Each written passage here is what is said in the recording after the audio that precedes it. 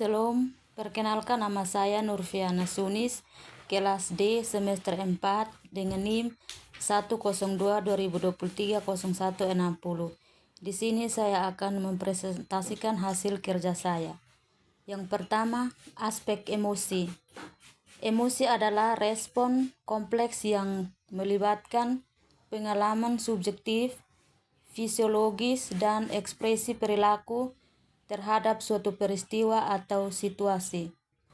Ada beberapa aspek utama dari emosi. Yang pertama, aspek fisiologis. Aspek fisiologis melibatkan reaksi tubuh yang menjadi secara otomatis saat emosi muncul. Hal ini mencangkup perubahan pada sistem saraf otonom seperti peningkatan detak jantung, perubahan tekanan darah, perubahan pola pernapasan, pelepasan hormon seperti adrenalin atau kortisol. Aktivitas bagian otak tertentu seperti amigdala yang berperan dalam pemrosesan emosi. Contohnya, saat seseorang merasa takut, tubuh makin akan menunjukkan respon seperti gemetar, berkeringat, atau detak jantung yang lebih cepat. Yang kedua, aspek kognitif. Aspek kognitif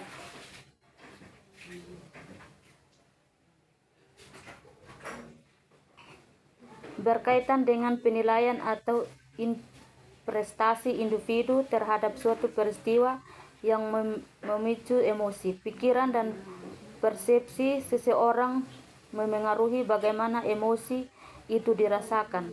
Ini mencangkup persepsi terhadap situasi, penilaian apakah situasi tersebut menguntungkan atau mengancam, harapan atau keyakinan yang terkait. Misalnya, seseorang mungkin merasa bahagia ketika mendapatkan promosi karena mereka mengevaluasi peristiwa itu sebagai hal yang positif. Yang ketiga, aspek subjektif. Aspek subjektif mengacu pada pengalaman pribadi seseorang terhadap emosi. Ini adalah bagaimana seorang merasakan emosi tersebut secara internal, yang seringkali sulit diukur secara objektif.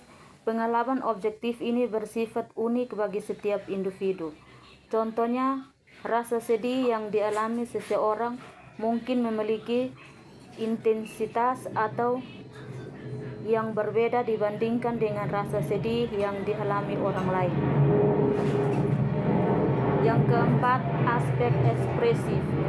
Aspek ekspresif melibatkan cara seseorang mengekspresikan emosinya melalui tindakan, ekspresi wajah, atau bahasa tubuh.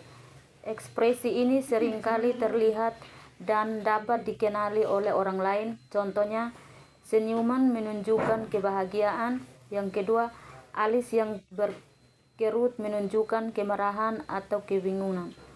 Yang ketiga, nada suara yang tinggi atau rendah bisa mencerminkan emosi tertentu. Ekspresi emosi ini dapat dipengaruhi oleh budaya karena norma sosial dapat menentukan bagaimana seorang menampilkan emosinya di depan orang lain. Yang kelima, aspek sosial. Emosi juga memiliki aspek sosial, di mana emosi berperan dalam interaksi dan hubungan antara individu.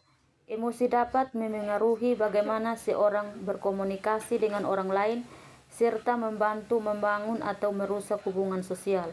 Misalnya, empati, yaitu kemampuan untuk merasakan emosi orang lain, dapat memperkuat hubungan sosial. Yang kedua, ekspresi amarah yang tidak dikendali dapat merusak hubungan interpersonal. Yang keenam, aspek motivasi. Emosi seringkali berfungsi sebagai pendorong atau motivasi untuk bertindak. Emosi dapat menjadi alasan seseorang untuk melakukan sesuatu atau menghindari sesuatu. Contohnya, rasa takut bisa memotivasi seseorang untuk menghindari bahaya. Yang kedua, kebahagiaan dapat mendorong seseorang untuk mengulangi tindakan yang membawa perasaan positif. Bagian kedua, konsep dasar metode sosial emosi anak usia dini.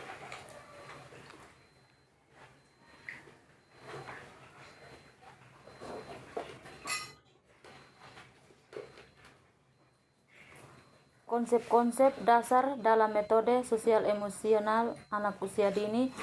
Yang pertama, kesadaran diri. Kesadaran diri adalah kemampuan anak untuk memahami dan mengenali emosi, perasaan, dan identitas diri sendiri. Yang kedua, pengelolaan diri.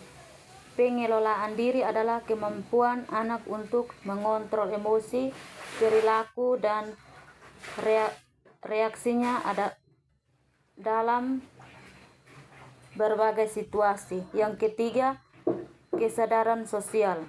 Kesadaran sosial adalah kemampuan anak untuk memahami dan merasakan perasaan orang lain atau kesadaran sosial.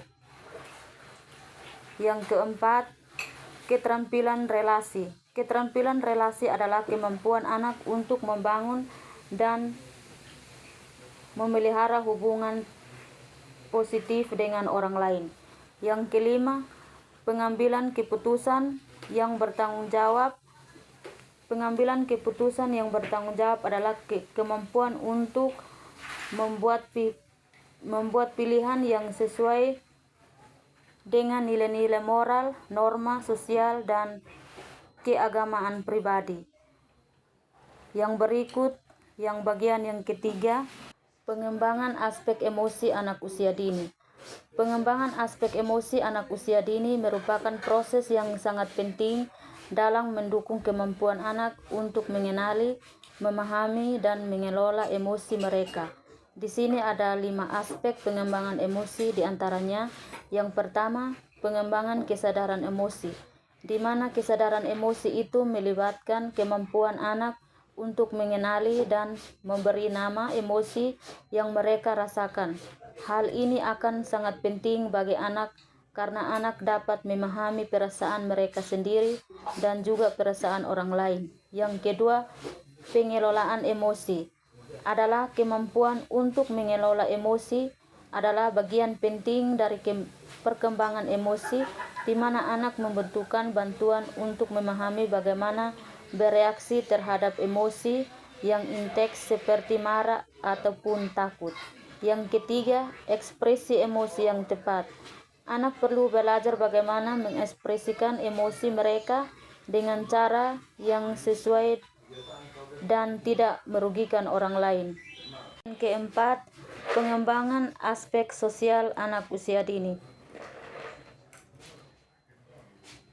Pengembangan aspek sosial pada anak usia dini adalah sebuah proses yang membantu anak membangun kemampuan untuk berinteraksi dengan orang lain, memahami norma sosial, bekerja sama, dan membentuk hubungan yang positif. Ada beberapa aspek sosial anak usia dini, diantaranya yang pertama, pengembangan kesadaran sosial, di mana kesadaran sosial adalah kemampuan anak-anak memahami bahwa mereka adalah bagian dari lingkungan sosial yang lebih luas. Anak juga belajar mengenali orang lain dan peran masing-masing individu dalam masyarakat.